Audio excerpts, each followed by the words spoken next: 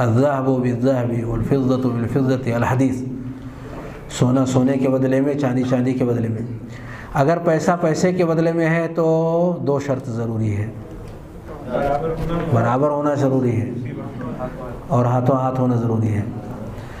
तो ये जो ट्रांजैक्शन का मामला आप ज़िक्र कर रहे हैं, चाहे जिस सहूलत को अपनाते हुए की जा रही हो, पेटीएम हो या जो भी हो, अगर 5,000 हमने किया और वो 5,000 हमारे अकाउंट से कटा और वहाँ पहुँच गया, सेम 5,000 कटा 5,000 पहुँच गया, सही है, कोई हर्ज की बात नहीं है। पर उस पर 100 रुपये कैशबैक आए, इसी का नाम सूद है। पैसे पैसे के बदले में सेम 5,000 कटा हमारे अकाउंट से और सामने वाले के यहाँ वो 5,000 गया, सही है, इस हद तक तो ठीक है। पर 100 रुपये जो आ रहे हैं किस चीज़ के बदले में, ये है दरअसल सूद, जिससे हमें बचना है। अगर 5,000 का हम कुछ सामान ख़रीदते हैं, सामान हमने ले लिया और 5,000 का सामान लेने के बाद 200 रुपये का कैशबैक आया, ये सही है, ये सही है,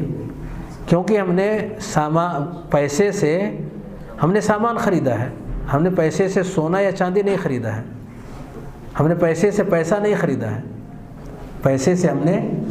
पैसा नहीं लिया है, बल्कि पैसे से हमने सामान लिया है। तो सामान में अगर कैशबैक आता है तो कोई हर्ज नहीं,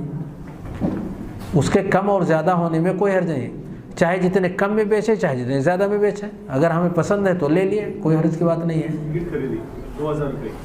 200 रुपये वापस आ गए। हमने टिकट खरीदा, पैसा पैसे के बदले में नहीं है तो कोई हर्ज की बात नहीं है। इसको हमेशा जहन में रखें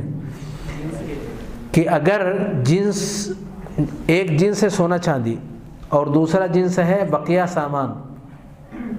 तो सोना चांदी के बीच में और सोना चांदी ही में से रुपया पैसा भी है, अगर इनका आपस में तबादला होता है तो कमी बेशी नहीं, फिर उसके अंदर कमी बेशी नहीं। लेकिन एक तरफ सोना है, चांदी है, रुपया है और दूसरी तरफ सामान है, कोई भी सामान हो, तो चाहे जितना कम हो चाहे जितना ज़्यादा हो उसमें कोई हर्ज